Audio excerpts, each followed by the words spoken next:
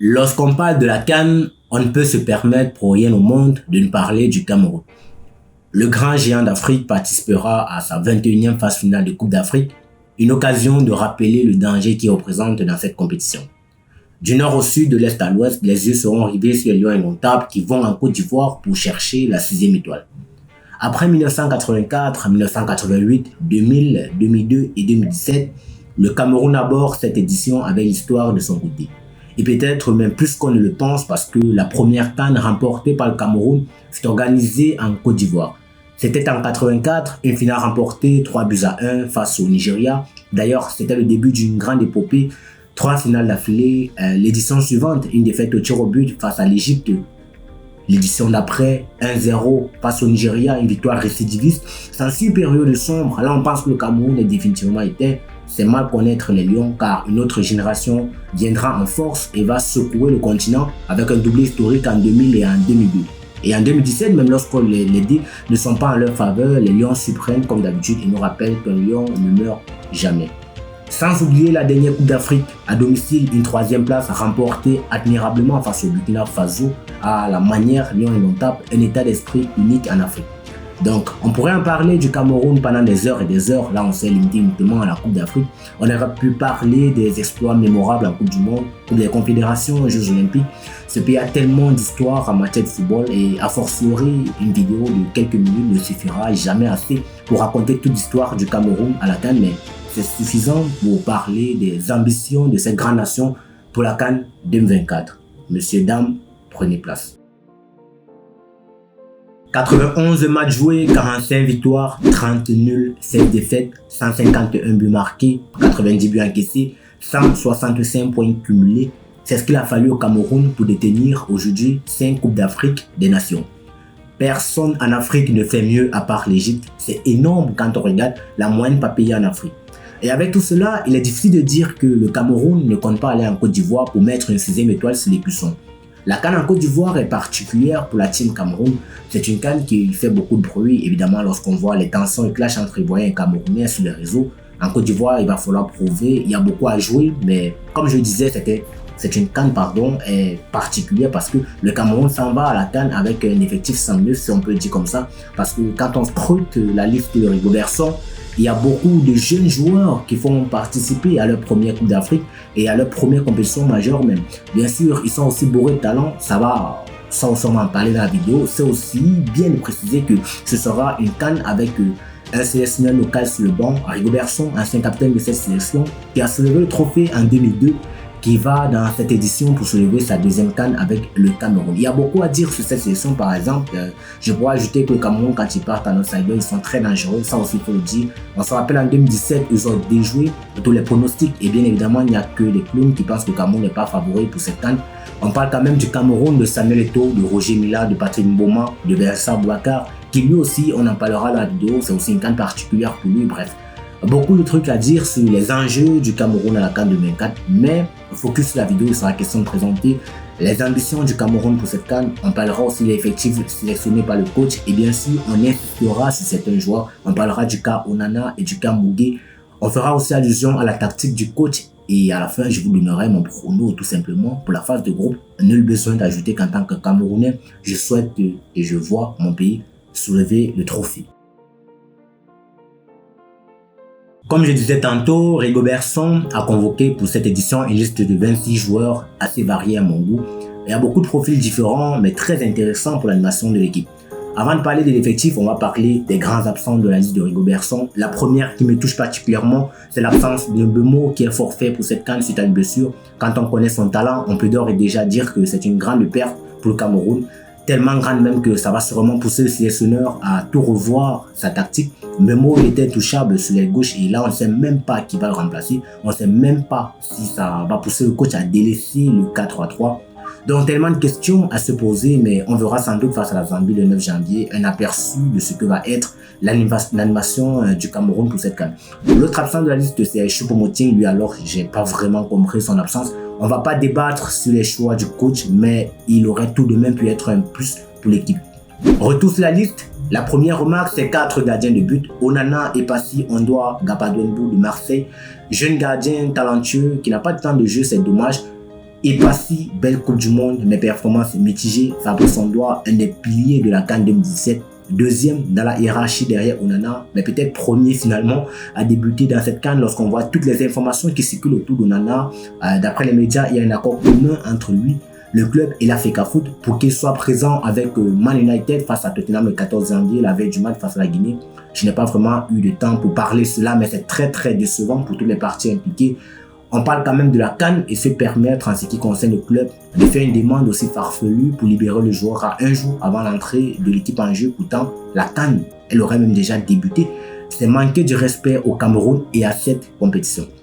La FECAFOOT, en ce qui la concerne, si elle a validé cela, c'est vraiment déplorable lorsqu'on connaît l'importance de Onana pour la sélection et la compétition. C'est le titulaire dans les cages et c'est pas vraiment utile pour la cohésion de l'équipe qui est même déjà en stage depuis des jours. Il serait impossible qu'il joue le premier match et ce sera défavorable pour nous. Enfin, Onana lui-même qui est d'accord de rester, là il faut se poser des questions. Qu'est-ce qui est plus important pour lui, le club ou la sélection? Des questions qu'un vrai patriote ne devrait même pas se poser. Après, évidemment, on reste soudés et évitons de propager de fausses affirmations et étant donné qu'on ne connaît pas exactement ce qui en est, on verra après le match face à Wigan le 8 janvier s'il va rejoindre les autres ou pas. Au poste de défenseur, ça m'a l'air plutôt intéressant. Les profils sont barrés et il y a de la jeunesse. Au poste de latéral gauche, Noah Tolo et Darlene Yongwa qui seront les titulaires. Tolo un peu plus défensif et Yongwa plus porté vers l'avant. Ça peut donner beaucoup d'idées à son sur la tactique à aborder en fonction des équipes. À l'axe, Christopher Wu, Ouma Gonzalez, Bokele, Aron Moukoudi et Casteto. Là aussi, c'est un peu varié. Christopher Wu qui vient en forme de reine. On verra de quoi il est réellement capable à la CAN. Lui et Casteto, ça pourrait être intéressant en paire centrale. On verra ce que le coach va proposer. En ce qui concerne les autres, rien à ajouter. C'est pas vraiment ouf, mais il va falloir mouiller le maillot. À droite, on est parti sur deux belles promesses. Tchamado et Enzo Tchato. C'est une particularité parce que à ce poste, c'est à eux deux, leur première CAN. On verra qui sera le titulaire, même si la balance pèse un peu plus en faveur de Tchamado qui fait de très belles choses du côté de Stoke City. Et l'offensif est très présent dans les 30 derniers mètres, mais pour une compétition comme la CAN, on verra ce que ça va donner. Au milieu de terrain, on a Zamboa Guissa qui est un titulaire et cadre de l'équipe avec Naples. Il est en forme, ça va être un élément important de l'animation du jeu.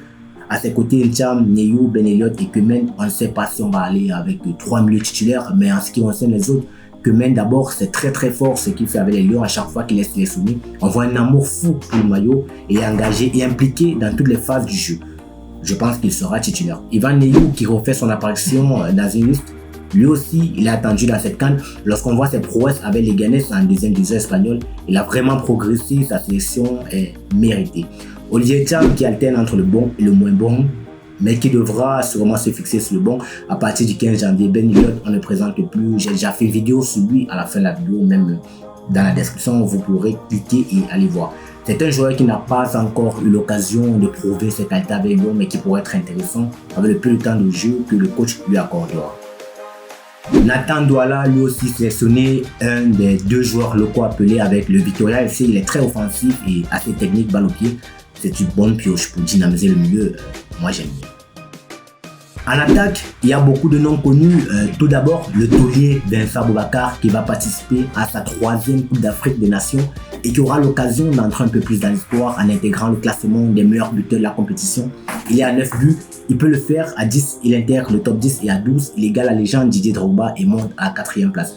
Lorsqu'on se rappelle les belles performances qu'il a pondues en 2017 et pendant la CAN 2021 au Cameroun, il a clairement les chances pour récidiver et peut-être même sortir encore meilleur buteur de la compétition. Toke Kambi, le climatiseur du Blida, qui est en sous-performance ces derniers temps, mais qui a montré qu'il peut être performant lorsqu'il y a de l'enjeu. Clinton Dié qui participe à sa 5e Coupe d'Afrique des Nations. Lorsqu'on se rappelle ses débuts à la CAN 2015, ça paraît tout proche, mais le temps est passé, les performances qu'on attendait n'ont peut-être pas suivi, mais il a de l'expérience et cette expérience servira à l'équipe. Georges Koudou, qui est très en forme ces derniers temps avec son club en Arabie Saoudite, 2e meilleur buteur de la Saudi Pro League derrière Cristiano Ronaldo. Il sera très important pour notre attaque. Peut-être l'occasion enfin pour lui de prouver sur le maillot des Lions. Momin Dama le appelé en remplacement de Régis Moudé. Là aussi c'est l'expérience qui parle. Ça ne peut être un plus même. Mais s'il faut dire quelque chose sur la situation de Moudé, je dirais que tout comme Onana, ce ne sont pas des faits qui honorent notre sélection. Ça me touche parce qu'il est très jeune et c'était une grande occasion pour lui de figurer dans cette liste quand on voit ceux qui ont été délaissés sans toutefois remettre en cause son talent bien sûr. Là aussi, je ne vais pas trop insister, je ne vais pas verser des fautes de paroles sur un petit gamin pour une décision qui a priori ne venait pas de lui, mais son entourage d'après les dernières infos, peut-être son agent ou ses parents, ça je ne sais pas. Tout compte fait, on fera avec ceux qui seront là.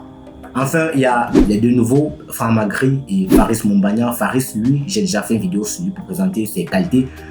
Vous aurez l'occasion de la voir à la fin de la vidéo dans la description. C'est un joueur très talentueux, un profil intéressant pour l'équipe et j'ai hâte de voir ce qu'il va donner pour la CAN 2024. Franck Magri, quant à lui, aussi une bonne pioche pour l'attaque. À Toulouse, il nous régale, même si ces derniers temps, il n'était pas titulaire. Ça reste un joueur talentueux qui n'a pas eu besoin de trop de matchs pour ouvrir son compteur en sélection. Il fait partie de cette large liste de ceux qui disputeront le premier CAN et je peux vous assurer qu'il va faire très mal. Si on me posait la question de savoir qui est la star et l'attraction de l'équipe, pour moi, la star, c'est clairement Aboubakar.